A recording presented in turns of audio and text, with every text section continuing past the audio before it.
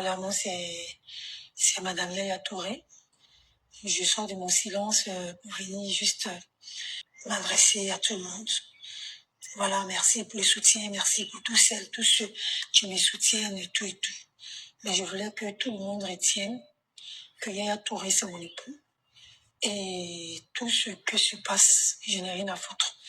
J'aime mon mari, j'adore mon mari. Voilà, les hommes restent les hommes. Si elle s'est fait taper par Yaya Touré et s'est fait en santé, moi, c'est pas mon problème. Mon foyer, tout et tout va bien. Et j'aime mon mari. Rien ne mange de quitter. Au fait, ton but de cette vidéo-là, c'est pas seulement pour rigoler, c'est pas pour montrer aux gens sur Facebook. C'est parce que tu vas être aussi repéré par Yaya Touré. Mais il va pas te repérer. Qu'est-ce que vous en savez? Oui, mais qu'est-ce que vous en savez? Est-ce que ces deux-là ne sont pas déjà passés à la casserole? Parce que quand une femme commence à dire « mon mari », vous connaissez les Ivoiriennes, c'est que les deux-là, ils ont eu à jouer des matchs ensemble, ou bien ils ont eu à jouer un match ensemble. Ou bien ça a été un système de mouroupan et Yaya, il ne la regarde plus et elle va se servir de cette circonstance-là pour rappeler à Yaya ce qu'il lui a fait. Ce peut être ça, une tisa refoulée. Ou encore ce peut être une parodie. Parce que vous savez que Yaya est un homme à femme. C'est un coureur de jupons et il n'est pas à son premier scandale sexuel. Sans doute que la première fois ou les autres fois, Jenny Touré l'a pas quitté. Elle est restée. Donc, parce que beaucoup de femmes auraient voulu que Jenny le quitte, mais Jenny ne l'a pas fait. Ce peut être une tisa refoulée.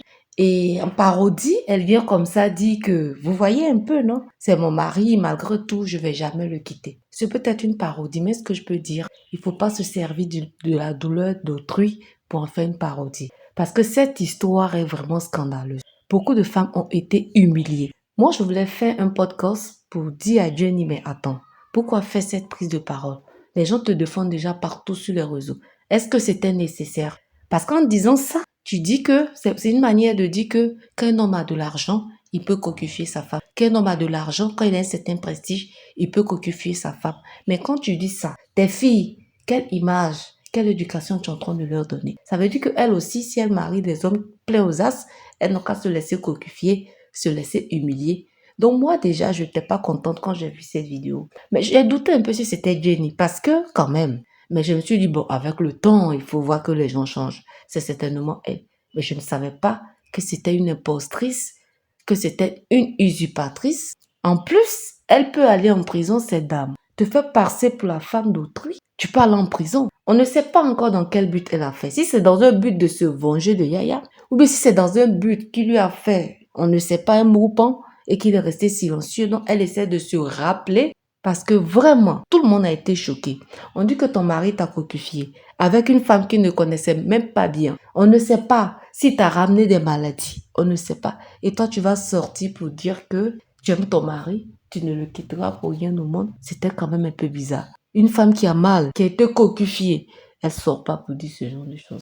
Donc, moi, je pense que cette histoire-là, format flé, comment les Malais disent ça? Djignamallon est là, quoi. Voilà. Format flé, Djignamallon est là. Ceux qui disent qu'elle fait ça pour qu'il y ait la repère. Qu'est-ce qui prouve que ces deux-là n'ont pas déjà joué des matchs ensemble? Yaya, ton podcast arrive parce que c'est trop facile ta façon de faire les choses.